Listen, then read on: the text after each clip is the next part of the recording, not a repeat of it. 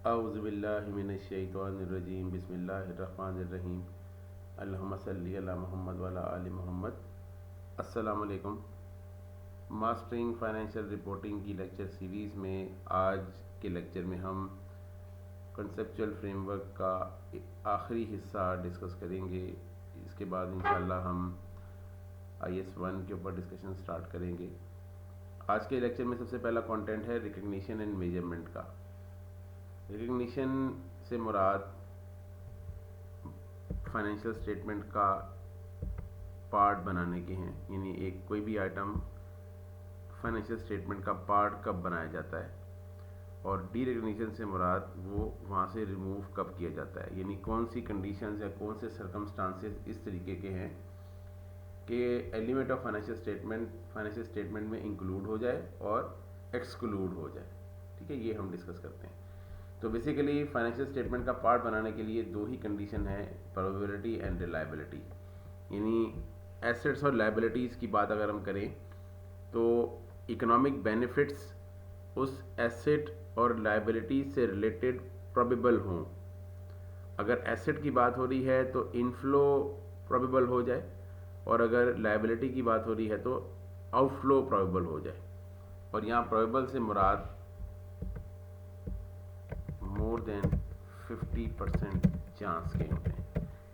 Financial reporting में कभी भी हम प्रोबेबल का वर्ड यूज़ करें तो उसका मतलब 50% से ज़्यादा चांसेस हैं कि वो चीज़ अकर हो जाए। ठीक है जी। तो रिकग्निशन ये एक बड़ा जनरल सा कॉन्सेप्ट मैं यहाँ पे डिस्कस कर रहा हूँ, लेकिन जब भी हम किसी पर्टिकुलर कॉन्टेक्स्ट में इस कॉन्सेप्ट को डिस्कस करेंगे तो वहाँ पे डिटेल इसकी आ जाएगी इंशाल्लाह। और दूसरी है रिलायबिलिटी। रिलायबिलिटी से मुराद मेजरमेंट रिलायबिलिटी की है, यानी उसको कोई जो वैल्यू हम असाइन करें वो रिलायबल होनी चाहिए। अगर हम एसेट की बात कर रहे हैं तो एसेट जिस वैल्यू पे रिपोर्ट होगा वो वैल्यू रिलायबली मेजर हो सके, और लायबिलिटी जिस वैल्यू पे कैलकुलेट होकर रिपोर्ट होगी वो वैल्यू भी रिलायबली मेजर हो सके। और रिलायबली से मुराद उसके बेसिस स्ट्रांग हो, उसके अगेंस्ट कोई डॉक्यूमेंट्री एविडेंस हो, कोई कैलकुलेशन लॉजिकल कैलकुलेशन हो। ठीक है, ये ज़रूरी है।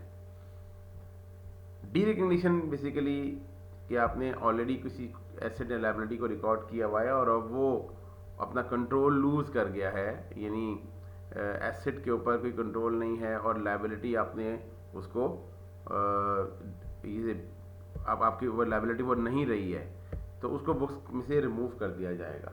ठीक है, ये अब इंशाल्लाह हम जो भी स्टैंडर्ड किसी कॉन्टेक्स्ट में डिस्कस करेंगे। जैसे हम इन्वेंट्री की बात करें तो इन्वेंट्री कब डी रिकग्नाइज होगी, जब वो सेल हो जाएगी, क्योंकि अब वो आपके पास नहीं रही है, आपने उसका कंट्रोल लूज़ कर दिया है। और लायबिलिटी आप कब डी रिकग्नाइज करेंगे, जैसे आपने बैंक लोन पे कर दिया है तो बैंक लोन अब आपके ऊपर ऑब्लिगेशन नहीं रही है, आप उसे बुक्स में से निकाल देंगे। अच्छा, इसके बाद मेजरमेंट बेसिस के ऊपर कुछ डिस्कशन है। Measurement basis basically calculation of values है जो कि हम फाइनेंशियल स्टेटमेंट में कर रहे होते हैं, उसके डिफरेंट बेसिस डिफरेंट स्टैंडर्ड्स के अंदर डिफाइंड है, तो हम उनकी भी डिस्कशन करेंगे। लेकिन ब्रॉडली दो तरह के बेसिस हैं। एक हिस्टोरिकल बेसिस है, यानी जो ट्रांजैक्शन डेट के ऊपर वैल्यू असाइन होती है उसकी जो है वो वैल्यू क्या है, यानी cash and cash equivalent received and paid at the time of acquisition. Liability acquire की गई या एसेट एक्वायर किया गया, उस टाइम के ऊपर कैश एंड कैश इक्विवेलेंट्स की वैल्यू क्या थी। ठीक है, यानी ट्रांजैक्शन डेट की जो वैल्यू है। और फेयर वैल्यू बेसिकली ये कॉन्सेप्ट है जो कि IFRS 13 के अंदर डिफाइंड है, लेकिन ये बड़ा इंपॉर्टेंट कॉन्सेप्ट है fair value. Fair value basically market value इसको आप कह सकते हैं, लेकिन इसकी बड़ी स्पेशलाइज किस्म की डेफिनेशन है कि the price, it is a price that would be received. ठीक है, हम एसेट की बात करें तो रिसीव्ड, और लायबिलिटी की बात करें तो पेड।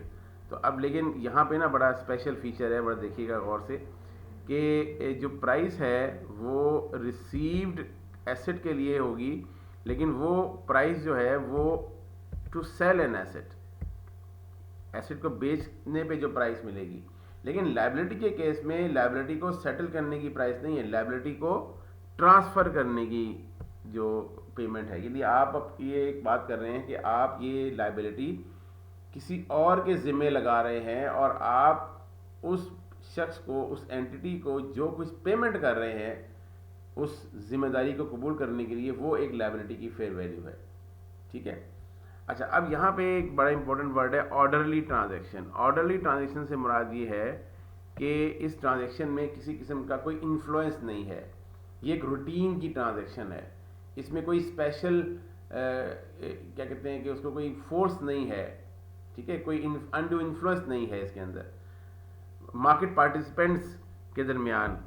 ठीक है, यानी जो बायर एंड सेलर के दरमियान या दो पार्टीज़ के दरमियान की जो फेयर वैल्यू डिसाइड हो रही है, इन दोनों पार्टीज़ में कोई इन्फ्लुएंस नहीं है, कोई रिलेशनशिप नहीं है, ये आपस में एक अपने अपने बेनिफिट के लिए काम कर रहे हैं।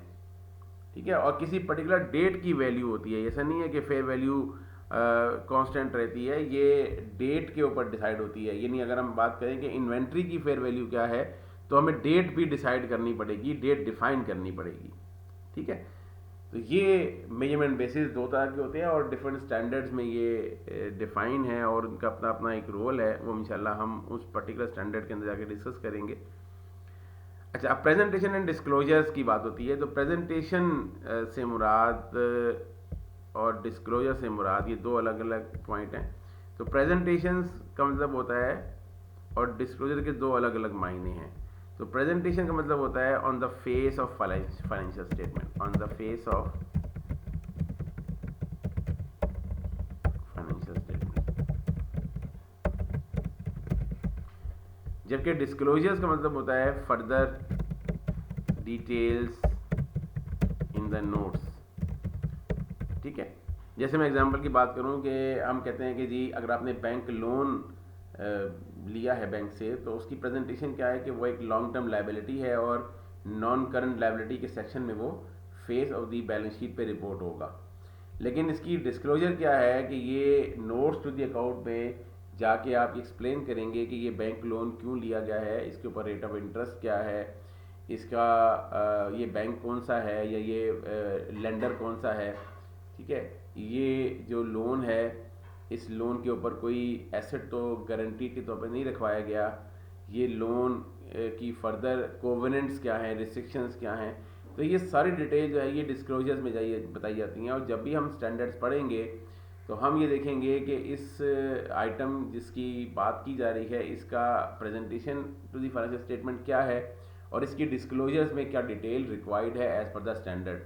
तो बेसिकली हमने ये चीज़ें भी डिस्कस करनी होती हैं। तो यहाँ पे जाके आज हम कंसेप्चुअल फ्रेमवर्क को क्लोज़ कर रहे हैं और नेक्स्ट लेक्चर में इंशाल्लाह मैं IS1 को स्टार्ट करूँगा और IS1 के ऊपर हमने ज़्यादा टाइम लगाना है, IS1 के ऊपर बहुत ज़्यादा टाइम लगाना है, क्योंकि मैंने अपने इस 8-10 साल के एक्सपीरियंस में, टीचिंग एक्सपीरियंस में ये चीज़ फील की है कि जो हमारे फाइनेंशियल रिपोर्टिंग के स्टूडेंट्स हैं वो